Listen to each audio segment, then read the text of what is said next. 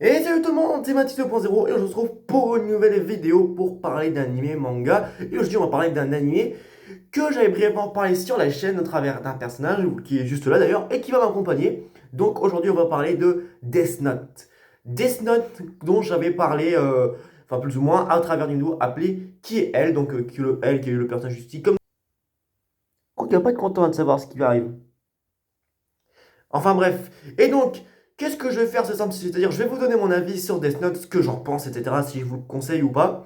Bon, avant toute chose, n'hésitez pas bien sûr à vous abonner, à lâcher la cloche et à mettre un pouce bleu, c'est très important. Enfin bon bref, maintenant on va s'attaquer à Death Note. Qu'est-ce que ça raconte? Je vais raconter ça tout de suite. Death Note nous raconte l'histoire d'un lycéen appelé Light Yagami, qui passe ses journées à s'ennuyer étant donné que, eh ben, il est extrêmement intelligent et aucun problème dans ses cours. Bref, le lycéen parfait, quoi. Alors qu'il voit, cependant, un jour, il voit un cahier tomber du ciel et il va aller voir qu'est-ce que c'est et il voit que c'est marqué Death Note. En voyant les règles inscrites dedans, il a remarqué qu'on peut tuer, que si on note le nom de quelqu'un, la personne meurt. Au début, bien sûr, là, il pense que ce n'est rien d'autre qu'une blague. Un cahier qui peut tuer des gens, c'est bizarre, quoi. Enfin, bon, bref, on retourne là où on en était. Cependant, Light se dit, peut-être que ça peut fonctionner. Donc, il prend le cahier avec lui et il fait quoi? Dès qu'il est revenu chez lui, il continue de se dire, non, c'est impossible, ça ne peut pas marcher, un cahier qui tue des gens. Cependant, alors qu'il voyait un programme aux informations, il a vu une école qui a été prise en otage par quelqu'un. Il fait quoi? Il note le nom de celui qui a pris l'école en otage, puisque oui, maintenant les informations dévoilent le nom de ceux qui dévoilent ceux qui gardent les gens en otage. Enfin, bien sûr, vous me direz, c'est normal, on est au Japon. Mais bon. Cependant, Light, au bout de 40 secondes, se dit, il se passe rien. Très bien. Cependant, quelques secondes plus tard, il remarque que bah, la personne est morte et effectivement que ça fonctionne. Donc, Light, depuis ce jour, essaye de faire des tests sur des gens, donc surtout sur des criminels, hein. Sur des criminels, bien entendu. Attention, faut préciser. Et qu'est-ce qui se passe? Eh bien, il voit que ça marche. Le Death Note fonctionne. Cependant, on nous dévoilera plus tard que ce Death Note a été lâché par un Shinigami ou un Dieu de la mort si vous préférez, par quelqu'un qui s'appelle Ryuk. Donc, Ryuk, qu'est-ce qu'il va faire? Il va dire à Light, ce Death Note lui m'appartient, mais maintenant, vu que tu l'as trouvé, il est à toi. Du coup, Light, au début qui était choqué, finalement n'est plus si surpris que ça de voir Ryuk. Et donc, Ryuk sera surpris que Light, un humain, a tué autant de ses congénères en seulement si peu de jours. Quand même, Light, c'est quoi? C'est un humain. Il fait quoi? Il tue ses camarades, enfin ses congénères. Waouh! J'aimerais pas vivre dans le monde de Light, moi. Enfin bon, bref.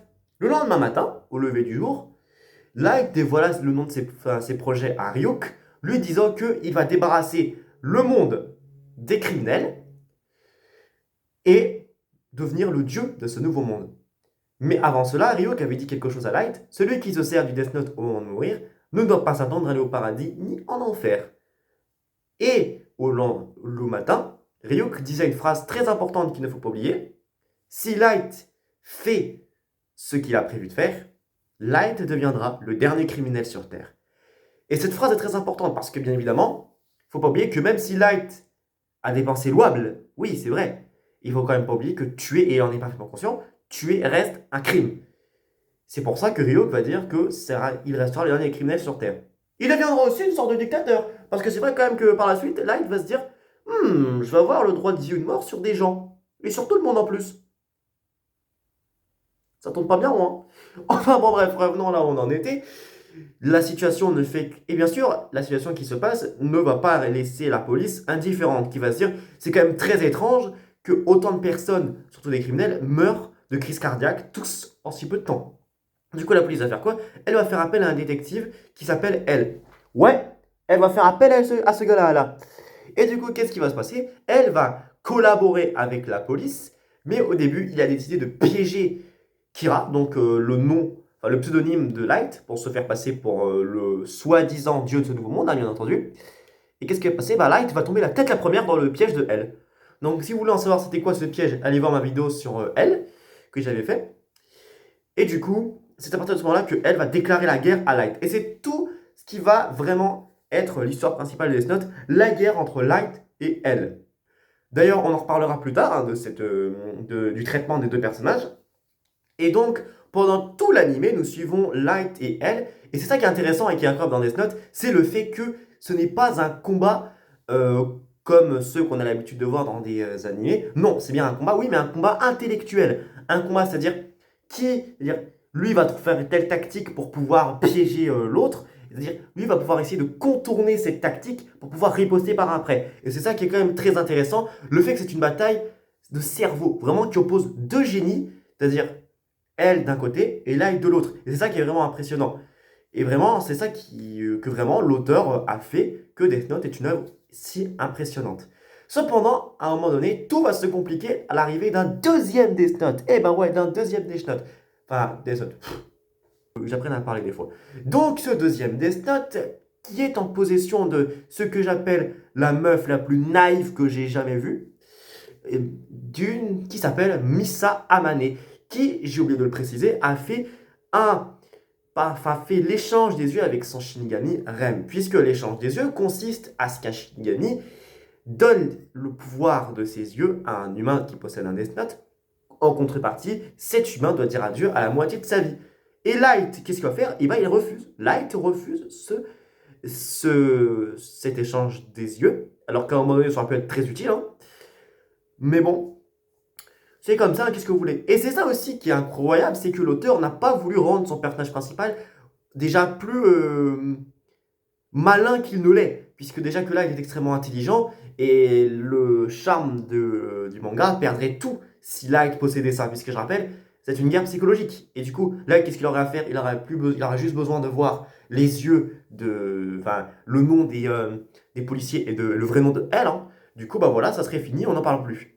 Cependant, lorsque Misa rencontre Light, Misa, qu'est-ce qu'elle fait? Elle tombe amoureuse de lui direct. Alors je sais que Light est un beau gosse, mais dès le premier coup d'œil, sérieusement. Ah ouais. Et donc, qu'est-ce qui se passe ensuite? Bah Light, et c'est là que Light a été vraiment un gros chien. C'est-à-dire, il a tout de suite compris que Misa est amoureuse de lui. Il va faire quoi? Il va en profiter. Et elle est même pas capable de comprendre que Light la manipule. Mais c'est pas compliqué pourtant. Regarde, tu crois vraiment que Light, quand il te parle, il est vraiment sérieux? Non. Pendant toute l'œuvre, on le voit, Light qui manipule Misa et elle. Non, pas grave. Je ne remarque pas que Light me manipule. Vraiment. Bon, bref.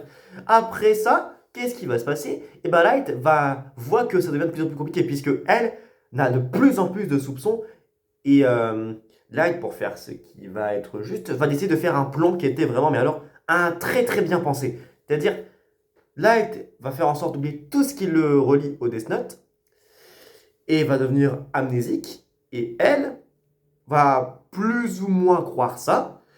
Et après cela, Light, plus la série avance, plus le plan de Light à la fin s'est déroulé à la perfection. Puisque grâce au Death Note de Misa, tout le monde peut voir Rem. Et après cela, Light récupère ses souvenirs. Et c'est ainsi qu'arrive l'épisode où, malheureusement fatidique, mais elle meurt. Non, c'est pas moi, c'est pas de ma faute. Non. Oh bon sang. Ah, je suis désolé. Mais c'est pas de ma faute si tu meurs. Enfin, bon, bref.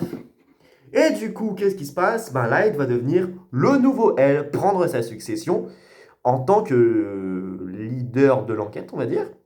Plusieurs années plus tard, qu'est-ce qui se passe?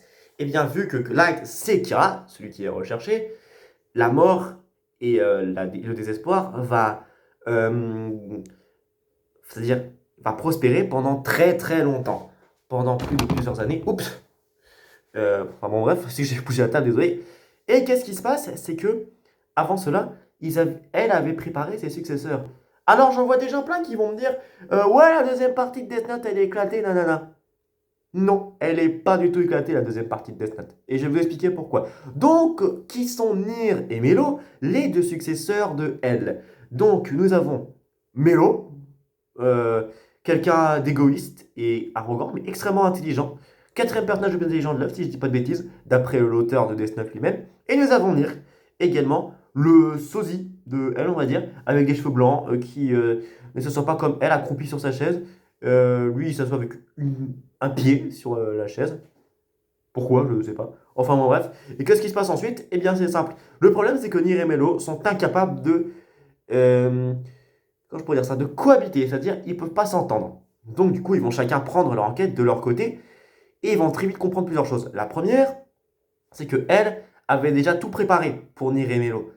C'est-à-dire, même elle savait très bien qu'il n'avait pas les preuves pour arrêter Light, du coup il va laisser ses successeurs s'occuper du reste. Nier soupçonne tout de suite Light et comprend tout de suite que c'est Kira. Le problème, c'est que comme elle, il se retrouve au même problème, il n'a pas les preuves pour l'affirmer. De son côté, Melo, lui, a tout de suite compris une chose, et ça a été le premier à comprendre ça, qu'il y a des fausses règles du Death Note, et Nier a tout de suite compris lui aussi. Donc cela a fait que le plan de Light qu'il avait élaboré pour se débarrasser de elle peut tomber aux oubliettes, enfin peut tomber à l'eau, puisque du coup, ça ne prouve plus rien la détention qu'il avait eue pour faire en sorte que les meurtres de Kira se stoppent avec les fausses règles qui ont été mis à jour. Et on apprend également que, je ne sais pas pourquoi, les policiers peuvent voir Ryuk. Euh, ils n'ont pas trouvé ça... Alors oui, bien sûr, ils avaient tout de suite compris qu'il y avait un deuxième Death Note, mais ils ne se sont pas dit, c'est bizarre quand même ça. Il y a un Death Note, il y a Ren. Mais c'est qui alors le deuxième Death Note? Qu'est-ce qu'il fait là, Ryuk? C'est le Shinigami de qui? Ils se sont pas dit ça. Non, pas grave, pas grave. Non, non, Ryuk, c'est le Shinigami, on sait pas qui, voilà. Qu'est-ce que vous voulez que je vous dise? Enfin bon. Et qu'est-ce qui se passe ensuite? Eh bien, le père de Light meurt, Soichiro Yagami, après avoir essayé d'arrêter Melo. Et ensuite, qu'est-ce qui se passe? C'est très simple. Melo accepte de collaborer avec Nier pour pouvoir arrêter Light.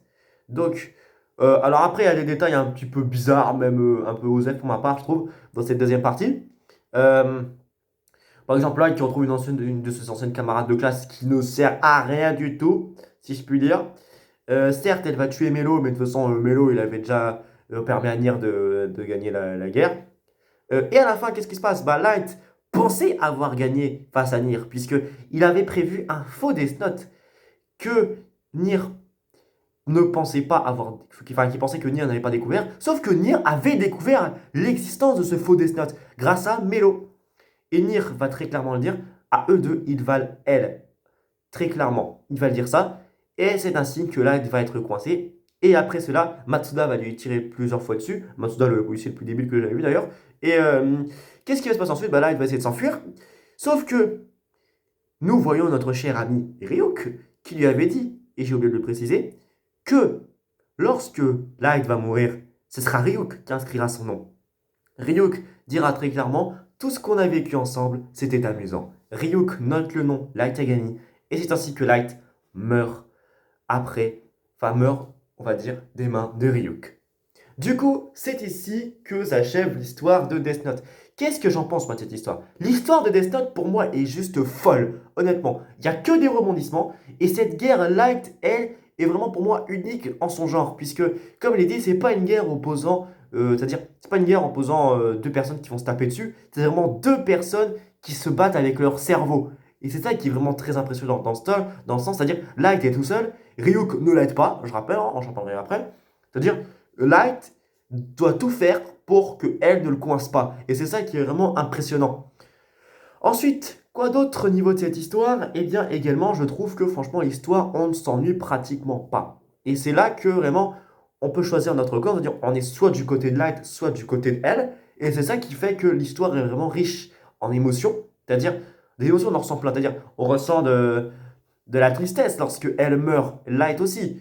Ensuite, on ressent de la haine envers Light. Moi, au moins, j'ai un petit peu la haine envers Light. Je rappelle, il fait quoi? Alors, je manipule pratiquement tout le monde autour de moi. Ensuite, je fais quoi? Je vais me faire passer pour un dieu. Alors que, mec, t'as juste un cahier, tu notes les gens dedans. Tu crois vraiment que... Enfin, les noms des gens dedans, tu crois vraiment que ça va fonctionner pour devenir un dieu? Enfin, si Light n'avait pas